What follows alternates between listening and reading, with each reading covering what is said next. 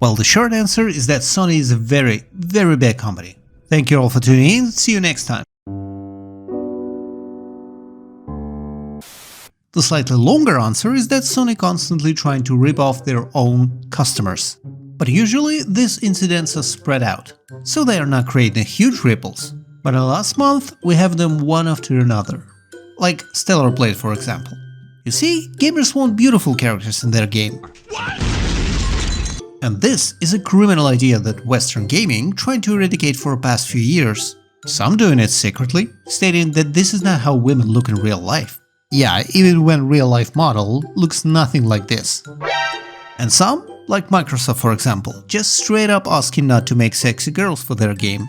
And overall, it's kinda ironic how in the pursuit of finding objectification of women in gaming, the video game companies made a full circle. And now it looks like a complete witch hunt on any characters that even slightly more attractive than a Witch of Oz. You might wonder why, and I'll tell you why. According to Microsoft, the reason for these changes is women in games. It's quite an amusing site, you should check it out. Like for example, in her story, you can see all the statistics for numbers of women in gaming industry, executive positions, and the only important one, gamers. Which approximately stands at 50%. Like, you know, despite being just 50% of population. But honestly, I don't think this number is incorrect. You just need to count in something like casual games, puzzle games, and most importantly, mobile games. So honestly, I'm kind of failed to see how women are underrepresented in the hardcore games. But whatever, what do I know, I'm just a bigot. At the same time, on the other part of the world, people are still going on their own way. Like Stellar Blade, for example. Yeah, it took me a while to get here. Anyway, Stellar Blade is a Korean video game from Korea. What a twist! And in Korea, women look like women, which is again a criminal offense for a Western video game. But the oddest part about Stellar Blade is that it's not the first game that goes this hard with the character's model, even with the same developers. I mean, have you seen their last game? We must defeat them as humans. Otherwise, our victory will be meaningless. That is what Elysium believes. So I have no idea why specifically this game was targeted. But regardless, all the journalists immediately jumped the hate wagon, blaming the developers of being a perf, lowering the score for over-sexualization of Eve, and stating that the developers never seen a woman in their life.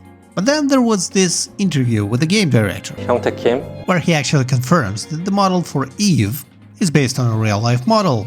I'm not going to even try. Specifically, the body. So after that, the game journalist switched to pointing out that Stellar Blade is a dull game with no interesting features and will be boring after a few hours. Which also turns out not to be true, as fans spent up to 100 hours only on the demo, and after the release, they gave it very high scores, and at some places they even outright bought all the discs with it. At this point you must be like, wait, I thought we were talking about Sony, and you are correct. Technically correct. The best kind of correct. For all that time, Sony was sitting in a corner trying to make as less movement as possible until the release. But after that, they couldn't wait any longer, and with the very first patch, they censored a few cosmetic items. For the sake of, I don't know, decency I guess? And man, that was the wrong time to do it. Because most gamers were outraged on the Western ideas throwing shadows on their perfect big booty mama. And some even started to question the preservance of video game integrity.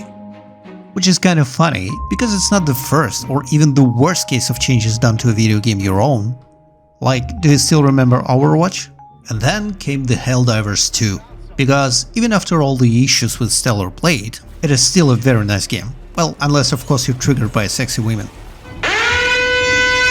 Long story short, the whole drama around Helldivers 2 started just because of the requirement to create a third-party account for you to play Helldivers 2. Again, you might ask, what's the big deal? Video game companies doing it all the time. I still need to have a Rockstar account to play even GTA 4, but this time it's a little bit more complicated than that. But let's start with the actors of this drama first.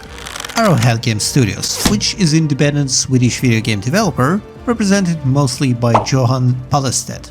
This studio is famous for Magica, I guess.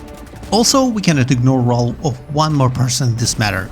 Community manager Spitz, who's got the most appropriate nickname of all time, because first he speeded on community, then he speeded on the game, but we'll get to that. And in the other corner we have Sony, again as a video game publisher. They are being represented by, well, Sony. This time there is no specific person to point finger at. It all started on the 3rd of May, when a news for upcoming patch appeared on Steam, stating that as of 6th of May all new Helldivers 2 players on Steam will be required to connect their Steam account to a PlayStation Network account, which obviously caused an uproar in the community. Understandably, nobody wants to make another account for a third party, especially when it's PSN. Sony is notorious for its security, or more like lack of it.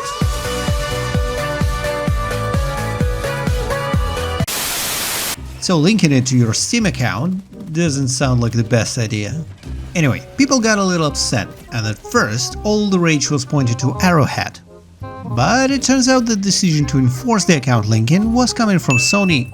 Additionally, Sony picked this exact moment to change their PSN guidelines. Previously, it stated that signing into PSN is optional when you're playing a PlayStation game on a PC. But now it says that some PlayStation games may require you to sign in and link your account to PSN. Obviously, it went as good as you imagined. And what about the Arrowhead?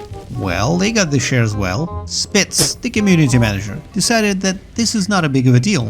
And if it's a deal breaker to waste 2 minutes out of your day to get an international passport and move to a country where PSN works, well, then you should change your Steam review and make your displeasure known on a platform where it matters. And boy, did the community listen. I mean, this game is one huge social experiment where a bunch of different people driven by a single idea of winning a galactic war. Especially since later, he actually changed his opinion and basically asked people to review bomb the game.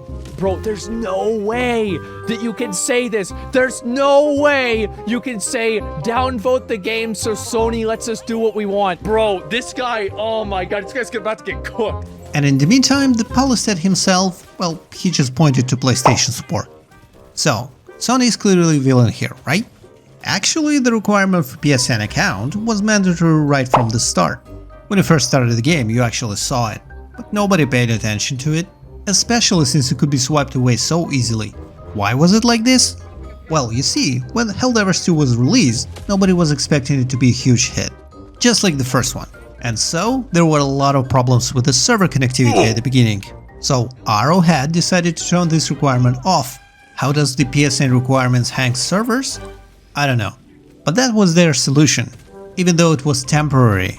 But that was communicated super shitty.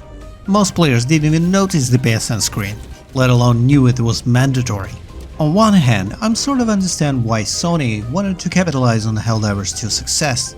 By forcing more than 8 million players to create a useless account, even if 1% of these new players will buy anything, that would bring them more money. But on the other hand, the outcome was quite obvious. What does make Sony a really big guy is their decision to double down on the PSN requirement. Steam actually reacted appropriately by removing Helldivers from more than 177 countries, where it is not possible to have a PSN account. Even though officially, reply from Steam support states that it was done by Sony's request. Which I don't get. How do you want to make more money by shrinking your player base? And so, the Helldive proceeded.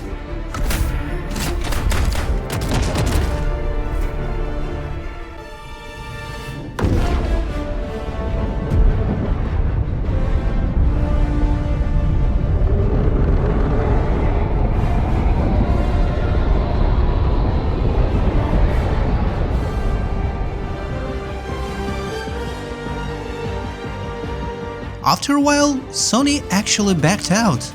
I didn't expect that. But honestly, I'm still a little paranoid about it. Sony only stated that their 6th of May update, which would require Steam and PlayStation account linking, will not be moved forward. Which actually does sound more like, sorry, then we're not going to do it again. Because, let's be honest, it's not the first time Sony actually trying to pull some stunts like this. Most importantly, Helldivers 2 is still blocked in 177 countries. Oh, I'm sorry, I guess it's 180 now. Most likely they will still try to pull this out, by making it optional and offering some blinkety-blink for easily amused gamers.